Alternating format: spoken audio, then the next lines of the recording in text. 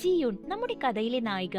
ജിയൂണിന്റെ കരിയറും പ്രണയ ജീവിതവും ഒരുപോലെ പ്രതിസന്ധിയിലാണ്.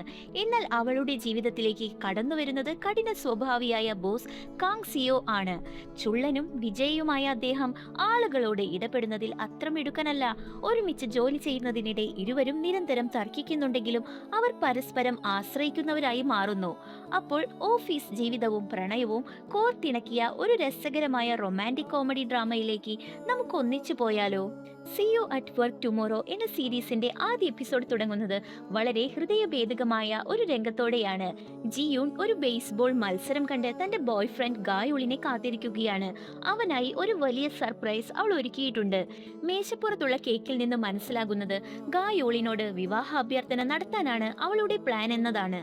പക്ഷേ ഗായുൾ വരുന്നതിന് പകരം ഒരു മെസ്സേജ് മാത്രം വരുന്നു. താൻ ഒരു യാത്രയ്ക്ക് പോകുകയാണെന്നും വരാൻ കഴിയില്ലെന്നും അവൻ അറിയിക്കുന്നു. അങ്ങനെ ജീവിതത്തിലെ ഏറ്റവും സന്തോഷകരമാകേണ്ട നിമിഷം ജിയൂണിന് ഏറ്റവും വേദനാജനകമായ അനുഭവമായി മാറുന്നു. 8 മാസം കഴിഞ്ഞ് ജിയൂൺ ഇപ്പോഴും ആ വേദനയിൽ നിന്ന് പൂർണ്ണമായി മോചിതയായിട്ടില്ല.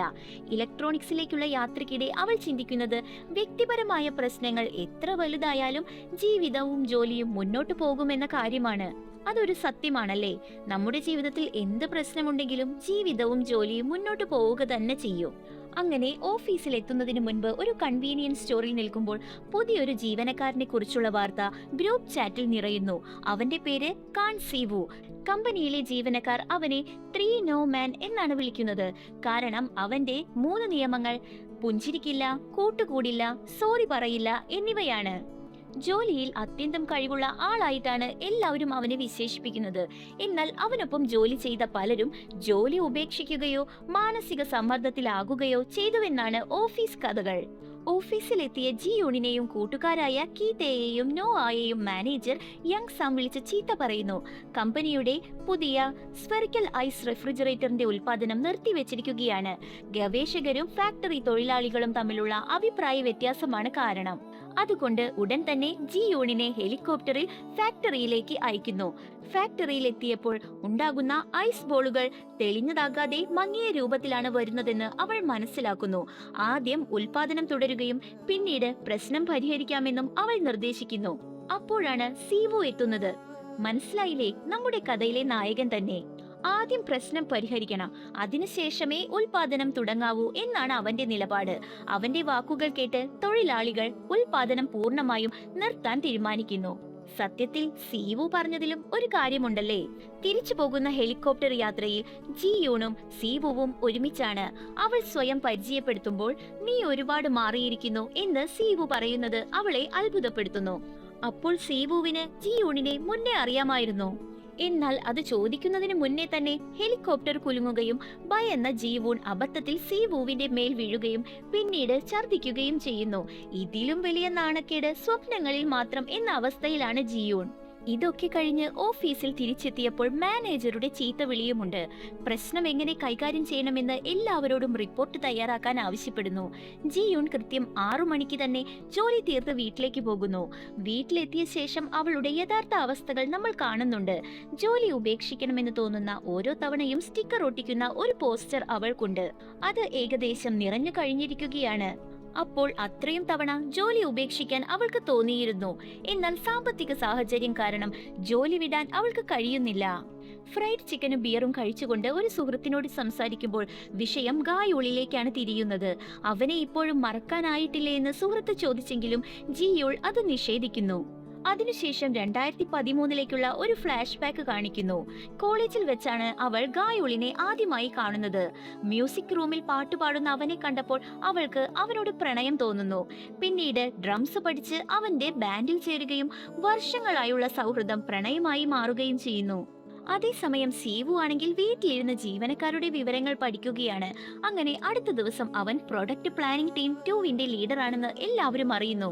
ലഞ്ച് ബ്രേക്കിൽ ജിയോണിന്റെ അമ്മ അവൾക്കായി ഒരു ബ്ലൈൻഡ് ഡേറ്റ് ഒരുക്കുന്നു. മനസ്സില്ല മനസ്സോടെ അവൾ പങ്കെടുക്കുന്നുണ്ട്. അതേ റെസ്റ്റോറന്റിൽ സീവുവും എത്തുന്നതോടെ സാഹചര്യം കൂടുതൽ അസ്വസ്ഥമാകുന്നു. ഡേറ്റ് വിജയിക്കുന്നില്ല. കാരണം ഇപ്പോൾ തനിക്ക് ആരുമായും പ്രണയബന്ധം തുടങ്ങാൻ താല്പര്യമില്ലെന്ന് ജിയൂൺ തുറന്നു പറയുന്നുണ്ട്. പിന്നീട് ഓഫീസ് ഫോറത്തിൽ തന്റെ ബ്ലൈൻഡ് ഡേറ്റിനെ കുറിച്ച് പോസ്റ്റ് കണ്ടപ്പോൾ അവൾക്ക് ദേഷ്യം വരുന്നു. ആദ്യം അവൾ സീവുവിനെയാണ് സംശയിച്ചത്, പക്ഷേ പിന്നീട് അത് അവനല്ലെന്ന് മനസ്സിലാകുന്നു. ഒരു ദിവസം പ്രധാനപ്പെട്ട മീറ്റിംഗിൽ മാനേജർ കോ ജിയൂണിന്റെ റിപ്പോർട്ട് സ്വന്തം ആശയം എന്ന പോലെ അവതരിപ്പിക്കുകയാണ്. അതിൽ ദേഷ്യം വന്ന ജിയൂൺ അവതരണം തടസ്സപ്പെടുത്തുന്നുണ്ട്. സീവു ഇത് ശ്രദ്ധിക്കുന്നു, പക്ഷേ അവളെ കുറ്റപ്പെടുത്താതെ അവളുടെ ആശയങ്ങൾ അവതരിപ്പിക്കാൻ അവൾക്ക് അവസരം കൊടുക്കുകയാണ്. എന്നിട്ടും ആത്മവിശ്വാസക്കുറവ് കാരണം ജിയൂൺ ഒന്നും പറയുന്നില്ല. പിന്നീട് എന്തുകൊണ്ടാണ് സംസാരിക്കാതിരുന്നതെന്ന് സീവു അവളോട് ചോദിക്കുമ്പോൾ തന്റെ ആശയത്തിൽ തനിക്ക് തന്നെ പൂർണ്ണ വിശ്വാസമില്ലെന്ന് അവൾ തുറന്നു പറയുന്നു. അന്ന് വൈകുന്നേരം ബസ് സ്റ്റോപ്പിൽ വെച്ച് സീവു അവളുടെ നോട്ട്ബുക്ക് തിരികെ നൽകുന്നു. അവൾ കയറുന്ന അതേ ബസ്സിൽ കയറി അവളുടെ അടുത്തു വന്നിരിക്കുകയാണ് സീവു. ഇത്രയും സീറ്റുകൾ അടുത്തുണ്ടായിട്ടും ഇവൻ എന്തിനാണ് എന്റെ അടുത്ത് വന്നിരിക്കുന്നത് എന്നാണ് അവളുടെ സംശയം. എന്തായാലും നോട്ട്ബുക്കിലെ ആശയങ്ങളെ അവൻ പ്രശംസിക്കുന്നുണ്ട്. എന്നാൽ അടുത്ത ദിവസം വിവാഹം കഴിക്കാൻ പോകുന്ന സഹപ്രവർത്തകയായ സൂജിനിന്റെ വിവാഹ സമ്മാനം തരാൻ വേണ്ടിയാണ് വന്നതെന്ന് അവൾ സീവുവിനോട് ചോദിക്കുന്നതിനിടയിലാണ് ഒരു വലിയ രഹസ്യം പുറത്തു വരുന്നത്. യഥാർത്ഥത്തിൽ സീവുവിന്റെ മുൻ ഭാര്യയാണ് അടുത്ത ദിവസം വിവാഹം കഴിക്കാൻ പോകുന്ന സഹപ്രവർത്തകയായ സൂജി. എന്തായാലും അവൻ മറുപടി പറയാതെ ബസ്സിൽ നിന്നും ഇറങ്ങിപ്പോകുന്നു. അടുത്ത ദിവസം വിവാഹത്തിൽ പങ്കെടുത്ത ശേഷം തെറ്റിദ്ധരിച്ചതിന് ജിയൂൺ സീവുവിന് മെസ്സേജ് അയക്കുന്നു. അതിന് മറുപടിയായി അവൻ ഒരു ഡ്രിങ്ക്സ് വാങ്ങിക്കൊടുക്കാൻ ആവശ്യപ്പെടുന്നു. ഇരുവരും ഒരു ബാറിൽ കണ്ടുമുട്ടുന്നുണ്ട്. സൂചിനെ കുറിച്ചായിരിക്കും സംസാരിക്കുകയെന്ന് ജിയൂൺ കരുതുന്നു. എന്നാൽ സീവു മറ്റൊരു ഞെട്ടിക്കുന്ന വാർത്ത പറയുന്നു. താൻ ജോലിയിൽ നിന്ന് പുറത്താക്കപ്പെട്ടു എന്നാണ് അവൻ വെളിപ്പെടുത്തുന്നത്. പക്ഷേ ഉടൻ തന്നെ കമ്പനി പ്രസിഡന്റിൽ നിന്ന് ഒരു ഫോൺ കോൾ വരുന്നു. അതോടെ അവന്റെ കഥ ഇതോടെ അവസാനിച്ചിട്ടില്ലെന്ന് വ്യക്തമാകുന്നു. എന്നുവെച്ചാൽ ജോലി പോയിട്ടുണ്ടാകില്ല എന്ന് തന്നെ.